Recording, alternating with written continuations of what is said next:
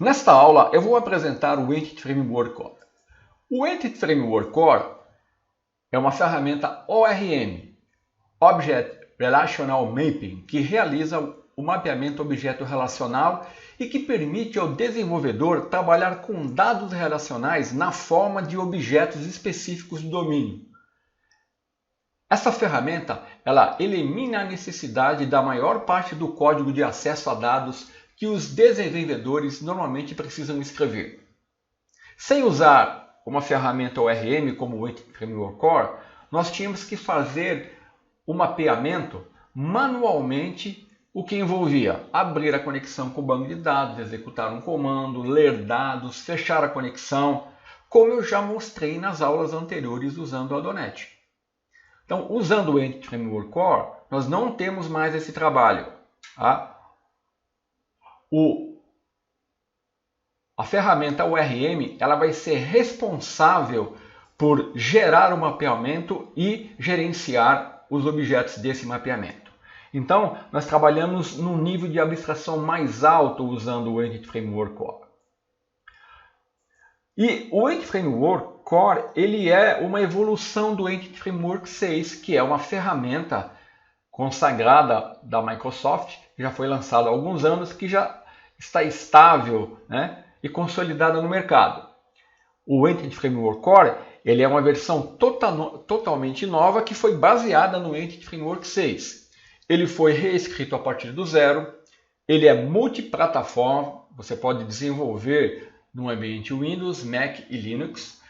Ele é modular e suporta diversos provedores, tanto para acessar o SQL Server, MySQL, PostgreSQL, Oracle, os principais bancos de dados. Ele é open source e está disponível no GitHub, se você quer consultar o código-fonte. Você pode usar em aplicações Windows Forms, WPF, Console, ASP.NET, ASP.NET Core e, em breve, em outras ferramentas da Microsoft. Ele dá o suporte às abordagens Code Fields, Database Fields, possui alguns novos recursos como Shadow Properties, Alternate Case. Ele suporta a ferramenta de linha de comando Netcore Tree, que eu vou mostrar. E também pode ser instalado no Visual Studio usando o NuGet. Tá? Pelo comando install package, no caso da instalar o provedor do SQL Server, Microsoft Entity Framework Core SQL Server. E como o Entity Framework funciona? Bem, o Entity Framework ele fornece uma classe principal chamada DBContext, a qual ela é o canal de comunicação com o banco de dados, ela representa a seção com o banco de dados. Essa classe de contexto ela vai administrar as entidades durante o tempo de execução. E isso vai incluir preencher objetos com dados de um banco de dados, controlar as alterações feitas nos objetos e persistir os dados no banco de dados.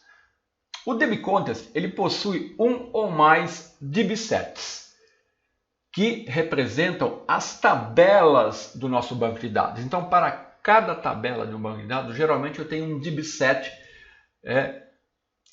representando essa tabela.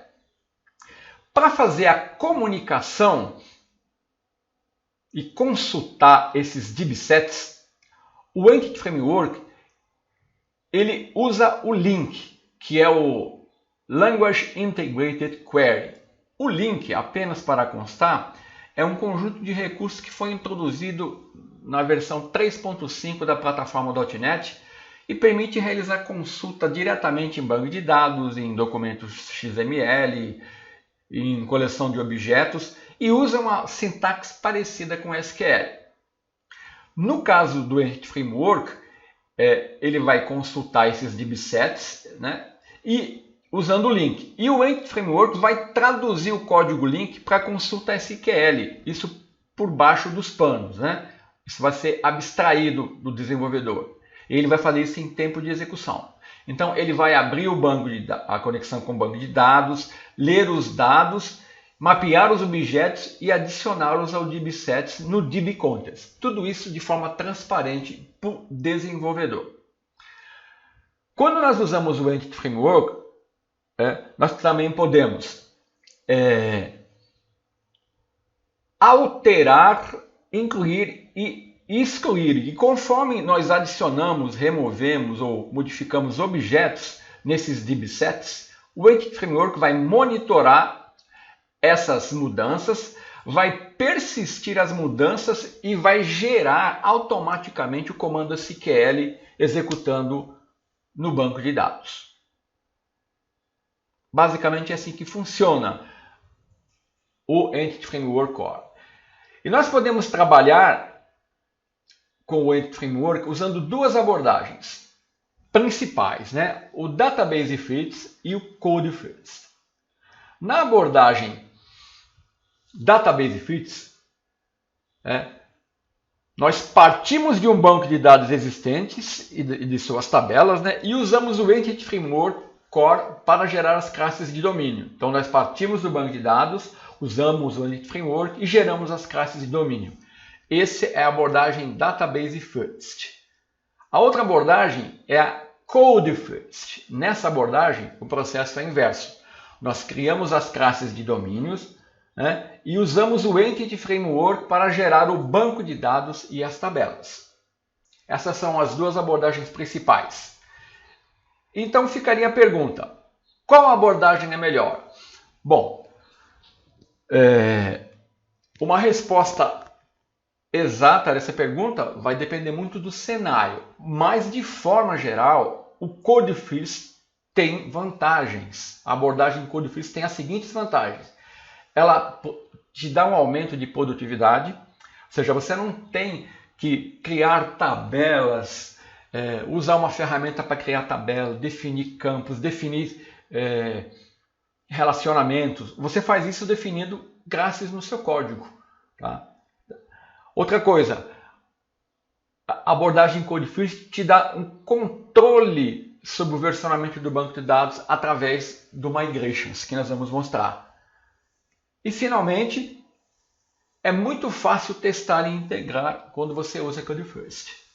Esses são 3 pontos principais que fazem com que o Code First se destaque. Então, por esse motivo, nesse curso eu vou focar no Code First.